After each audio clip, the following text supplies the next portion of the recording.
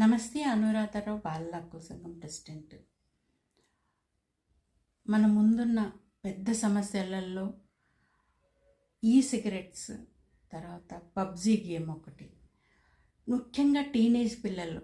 రీసెంట్గా 2 ఇన్సిడెంట్స్ జరిగాయి. వాటిని చూస్తే అసలు 8th క్లాస్ పిల్లలు అంటే ఆల్మోస్ట్ 14 ఇయర్స్, 13+ 14 ఇయర్స్ ఉంటారు. సిగరెట్ స్మోకింగ్ అంటే ఈ సిగరెట్ స్మోకింగ్ కోసము ఇంట్లో దొంగతనం చేసుకొని గోల్డ్ తీసుకొచ్చాడు అబ్బాయి. అవి అమ్మేసి వేప్స్ తాగాడు. మిగిలిన డబ్బులు బ్యాగ్లో పెట్టేసుకున్నాడు.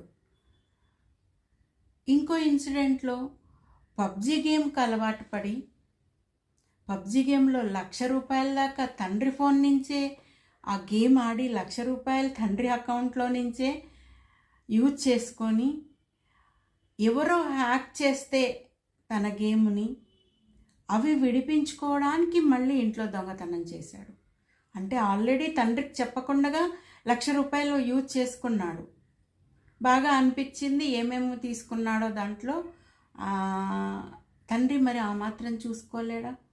మళ్ళీ తల్లి గోల్డ్ కొట్టేసి ఎవరైతే తన గేమ్ని హ్యాంగ్ చేశాడో అతనికి లంచం ఇవ్వటానికని దొంగతనం. అంటే 13-14 ఇయర్స్లో ఇవి అలవాటవుతున్నాయి. అవి ఎక్కడో కాదు, మన చుట్టుపక్కల ఉన్న స్కూళ్ళలోనే ఇవి జరుగుతున్నాయి. సో పేరెంట్స్ అప్రమత్తం కాకపోతే పిల్లలు చేయి దాటిపోతారు. పిల్లలకు చెప్పాలి. ఒక సామెత ఉంది కదా, తోటకూర కాడల దొంగతనం రోజే నువ్వు నన్ను ఆపాల్సి ఉంటువమ్మా అని. ఎదిగాక అబ్బాయి అంటాడు. అంటే ఎదిగాక అబ్బాయికి వేరే శిక్ష పడితే నన్ను చిన్నప్పుడే దొంగతనం నుంచి బయటపడేయాల్సింది కదా.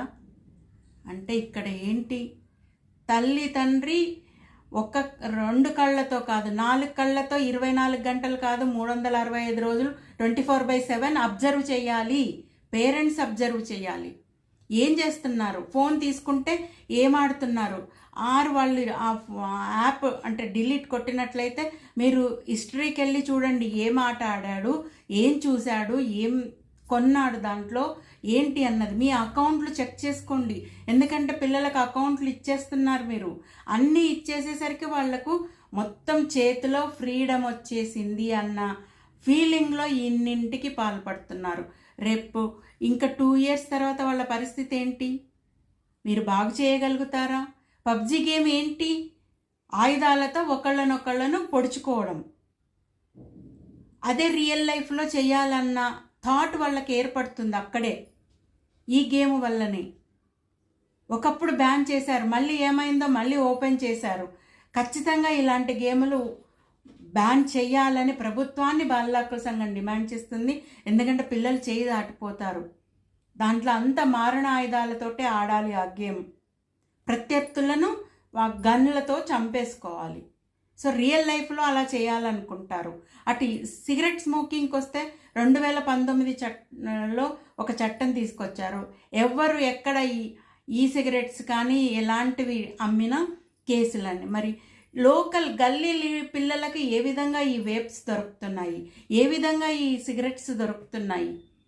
1 ఇయర్ ఈ సిగరెట్ తాగిన వాడికి నెక్స్ట్ నార్మల్ సిగరెట్ తాగాలన్న దాంట్లోకి వచ్చేస్తారు, ఆ ఆలోచనలోకి వచ్చేస్తారు వాళ్ళు. కాబట్టి ఖచ్చితంగా ఈ సిగరెట్స్ కానీ ఇంకేదైనా కానీ ఇవి ఖచ్చితంగా ఆపడానికి ప్రభుత్వం ఫస్ట్ వాటిపైన చర్యలు తీసుకోవాలి. ఇవి లోకల్ స్కూళ్ళల్లోనే జరుగుతున్నాయి, అంటే గల్లీలలో ఉన్న స్కూళ్ళల్లో జరుగుతున్నాయి. దొంగతనాలకు అలవాటు పడుతున్నారు. స్కూల్లో చెక్ చేశారు కాబట్టి మనకు విషయం బయటికి వచ్చింది. కాకపోతే ఇది అప్రమత్తం కావాల్సిన సైన్ అని చెప్పేసి పేరెంట్స్కి బాలల హక్కుల సంఘం విజ్ఞప్తి చేస్తుంది. మీరు తరోగా మీ పిల్లలను చెక్ చేయండి. నికోటిన్ వల్ల చాలా ప్రాబ్లమ్స్ వస్తాయి. లంగ్స్ ప్రాబ్లం వస్తుంది, బ్రెయిన్ డెవలప్మెంట్ పైన పనిచేస్తుంది, ఇంకా హార్ట్ డిసీజెస్ వస్తాయి, రకరకాల ప్రాబ్లమ్స్ ఉన్నాయి. అవి తెలియనిది ఎవరికి, అందరికీ తెలుసు. కానీ ఎందుకు మిన్నకుంటున్నారు? దొంగతనం చేసే వరకు కూడా ఇంట్లో చూసుకోలేదంటే ఆలోచించండి పిల్లలు ఏ విధంగా ఉన్నారు అన్నది. పేరెంట్స్ అప్రమత్తం కండి. దయచేసి అప్రమత్తం కండి.